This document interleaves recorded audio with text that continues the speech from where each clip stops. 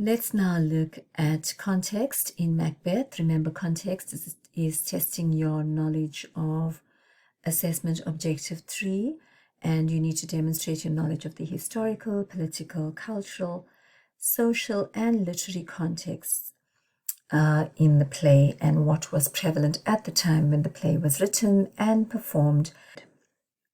Right, the first thing I want to speak to you about is the belief in the supernatural at the time. Now, in medieval Scotland, there was a very strong belief in witches, and it was a very strong belief that witches had the ability to make prophecies that affected the outcome of events and affected the outcome of people's lives.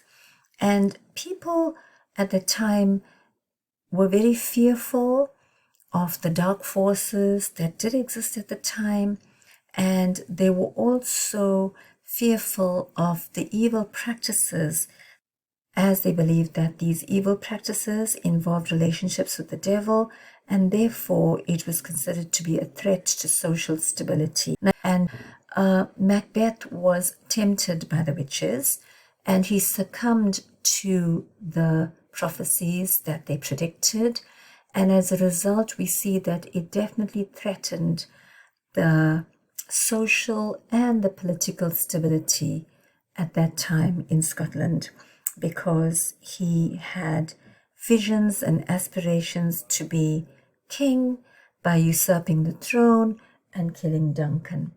Okay, the next thing I want to speak to you about that was important at the time was the whole aspect of honor and war and military prowess. At that time, military prowess, manhood, and masculinity was revered, and it was frequently measured by one's performance on the battlefield. We see that Macbeth is powerful on the battlefield. He's presented as a very loyal, honorable soldier. He is portrayed as fulfilling the expectations of Lady Macbeth, as fulfilling the expectations of his country and his king. However, we do see that this changes throughout the play.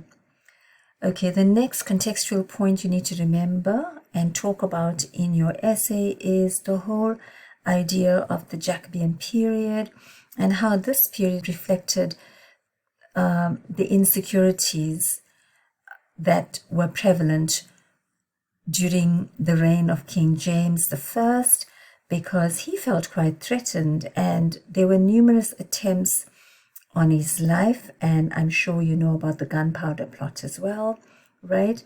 And the Jacobean period was really fraught with a lot of insecurity, witchcraft, but King James was absolutely fascinated about the supernatural, to the extent that he actually wrote a book about the supernatural, right? And he was also a patron of Shakespeare's theatre company.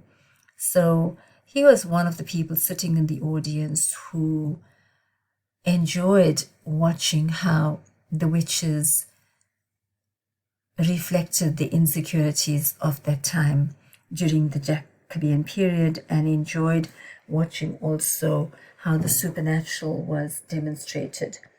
That takes us next to the gunpowder plot to kill King James, which is another big contextual point that you can talk about, because remember, it really speaks to the issue of regicide and treason. The play is often thought of as a warning against treason and regicide. And when King James's life was targeted, we see that it was a failed attempt. That due to the fact that his assassination was averted, he commissioned a medal, and the medal is quite significant because it was engraved with a serpent on it, with a flower around the serpent. Now, if you remember in the play, there's a scene where Lady Macbeth says to Macbeth, "Look like the innocent flower, but be the serpent underneath," which reflects the deception and the betrayal that both Lady Macbeth and Macbeth had been guilty of in the play.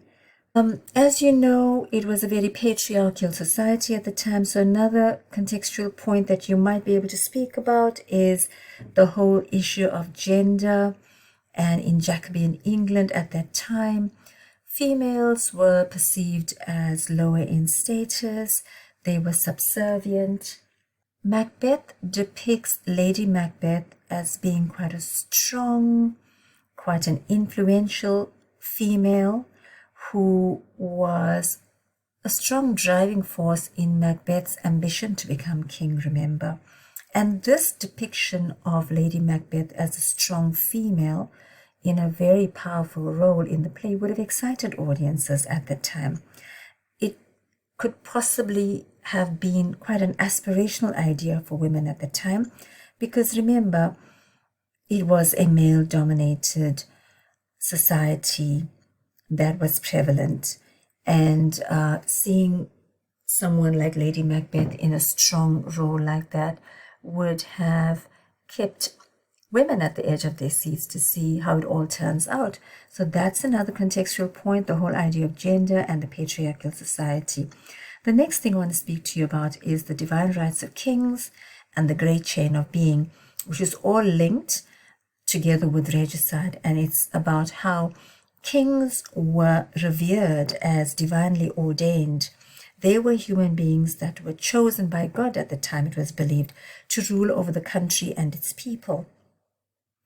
Now, for people at the time, it meant that God created a natural social order, right? And this was according to the divine law of the universe. And when this law is upset, it's really upsetting the great chain of being. It's really violating the importance, the significance, and the divinity that goes with the role and the position that's attributed to a king in society. Now, Shakespeare depicts Macbeth as violating the divine rights of kings when he commits the murder of King Duncan, which is regicide. The killing of a king at the time was called regicide.